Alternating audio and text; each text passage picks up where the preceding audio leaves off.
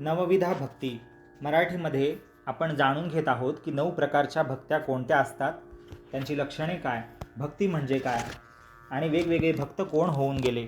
आणि त्याचप्रमाणे मागील 9 भागांमध्ये आपण विशेषतः पाहिलं की भरत जो रामांचा भाऊ आहे त्याने एकाच आयुष्यात एकाच जन्मात श्रीरामांची 9 प्रकारे या 9 भक्त्या कशा केल्या. आता या सगळ्या नवविधा भक्ती ज्या आपण जाणून घेतल्या आतापर्यंतच्या मागच्या 21 भागांमध्ये, त्यावरचा हा सारभूत असा उपसंहाराचा भाग आहे, म्हणजे शेवटचा भाग आहे. तो आता आपण पाहूया. आतापर्यंत भक्तीचे 9 प्रकार सांगितले आहेत. त्यांना 3 भागात वाटावयास हवे. पहिल्या 3 भक्त्या म्हणजे श्रवण भक्ती, कीर्तन भक्ती आणि स्मरण भक्ती.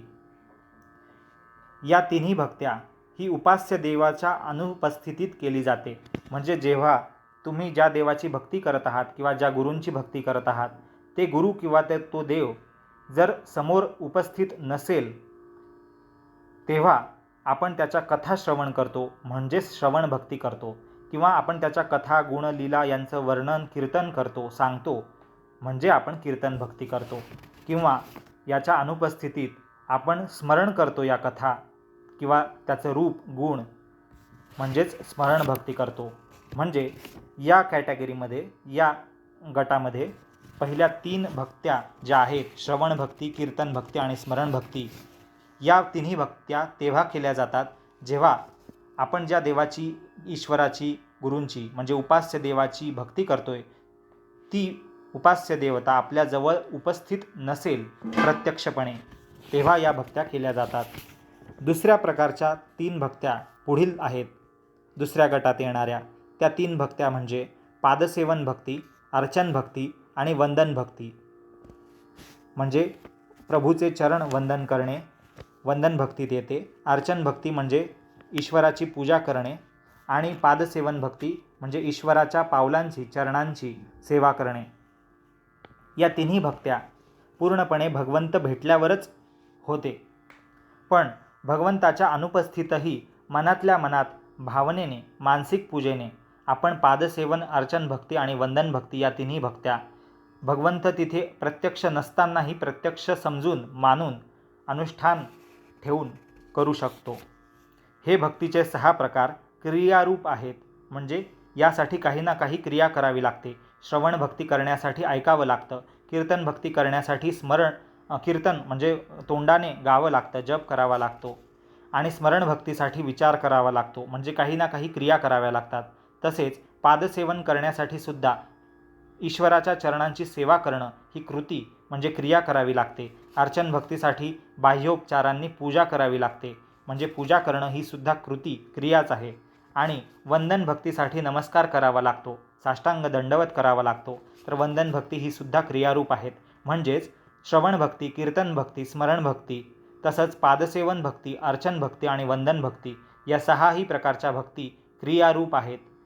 पण नवविधा भक्तीतल्या उरलेल्या शेवटच्या 3 भक्तींचे प्रकार म्हणजे दास्य भक्ती, सख्य भक्ती आणि आत्मनिवेदन भक्ती हे क्रियारूप नाही आहे. या भक्त्या भावरूप आहेत. म्हणजे मनात भाव असायला हवा, म्हणजे दास्यत्वाचा भाव, की मी ईश्वराचा, सद्गुरूंचा दास आहे, हा भाव म्हणजेच भक्ती आहे. सख्य भक्ती म्हणजे मी ईश्वराचा सखा आहे, मित्र आहे, असा भाव ठेवणं म्हणजेच सख्य भक्ती करणं. आणि आत्मनिवेदन भक्ती म्हणजे मी संपूर्णपणे शरण आलेलो आहे किंवा मी भगवंताचाच आहे असं मानणं म्हणजे आत्मनिवेदन भक्ती. ही सुद्धा भावरूप आहे. भावरूप म्हणजे मनाच्या अवस्थेत मानून घेतलेली भक्ती. यासाठी वेगळी कृती, क्रियारूप भक्तीचं काही कारण नाही. या तिन्ही भक्त्या दास्यभक्ती, सख्यभक्ती आणि आत्मनिवेदन भक्ती या भावरूप आहेत, कारण त्यात भावानुरूप क्रिया होऊनही भावाचीच प्रधानता असते. यात जरी क्रिया होत असतील तरी यात भाव महत्त्वाचा आहे. भक्तीत प्रेमभाव व्यापक स्वरूपात आहे, म्हणून क्रियारूप भक्तीसोबत उत्कट भाव असल्यास ती भक्ती भावरूप होते. मग ती कोणतीही भक्ती असो. बरेचसे भक्त लोक श्रवणाला, सत्संगाचे, कीर्तनाला, भजनाचे, स्मरणाला आणि ध्यानाचे रूप देतात. बरेचसे भक्त लोक श्रवणाला, सत्संगाचं रूप देतात, कीर्तनाला भजनाचं रूप देतात आणि स्मरणाला ध्यानाचं रूप देतात. कारण या तिघांचा त्याच्याशी परस्पर गाढ संबंध आहे.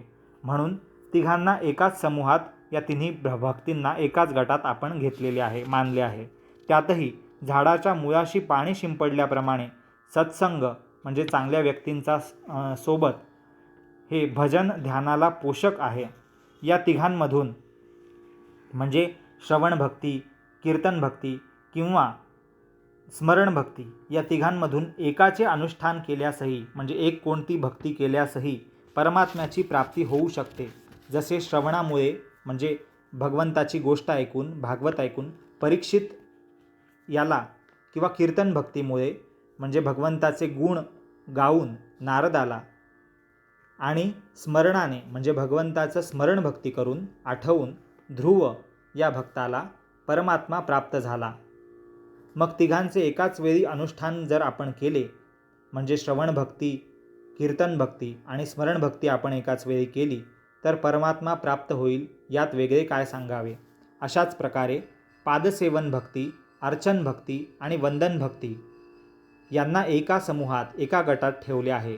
कारण भगवंताची चरणसेवा म्हणजेच पादसेवन भक्ती, त्यांच्या पावलांची सेवा करणं, आणि अर्चन भक्ती म्हणजे पूजा करणं भगवंताची, आणि वंदन भक्ती म्हणजे भगवंताला नमस्कार करणे, या तिघांचा चरणांशी विशेष संबंध आहे. चरणसेवेत आपण चरणांची सेवा करतो, भगवंताच्या चरणांची पूजा करतो आणि भगवंताच्या चरणांवरच नमस्कार करतो. म्हणून या तिन्ही भक्त्या, पादसेवन भक्ती, अर्चन भक्ती आणि वंदन भक्ती, या एकाच गटात, समूहात आपण ठेवल्या आहेत. या तिन्हींमधून एक भक्ती केल्यानेही भगवंताची प्राप्ती होऊ शकते. जसे पादसेवनामुळे नावाड्याला, अर्चन भक्तीमुळे पृथुराजाला आणि वंदनाने अक्रूर यांना भगवंताची प्राप्त झाली. मग एकाच वेळी तिन्ही भक्ती केल्याने भगवंताची प्राप्ती होईल यात शंका नाही. याचप्रमाणे उर्वरित तीन भक्त्या, दास्यभाव, सख्यभाव आणि आत्मनिवेदन भाव, या तीन भावरूपाने असलेल्या अनुष्ठान करण्यायोग्य आहेत. म्हणून या तिन्हीत एकता आहे. हे तिन्ही भाव म्हणजे भगवंताला स्वतःचा दास मानणं, किंवा भगवंताला स्वतःचा मित्र मानणं, किंवा भगवंताला स्वतः समर्पित होणं, आत्मनिवेदन करणं, हे तिन्ही भाव एकाच ठिकाणी, एकाच वेळी, एका भक्तात असू शकतात आणि वेगवेगळेही असू शकतात. या तिन्हींमधून म्हणजे दास्यभाव, सख्यभाव आणि आत्मनिवेदन भाव, या तिन्हींमधून कुठल्याही एका भावनेने सुद्धा भगवंताची प्राप्ती होऊ शकते. जसे दासभावाने हनुमंत, किंवा सखाभावाने अर्जुन आणि आत्मनिवेदन भावाने बळीराजा वगैरेंना भगवंताची प्राप्ती झाली. मग सर्व भाव, हे तिन्ही प्रकारचे भाव ठेवून जर आपण उपासना केली, भक्ती केली, तर भगवंताची प्राप्ती होईल हे सांगणेच नको. ही आहे 9 प्रकारची भक्ती.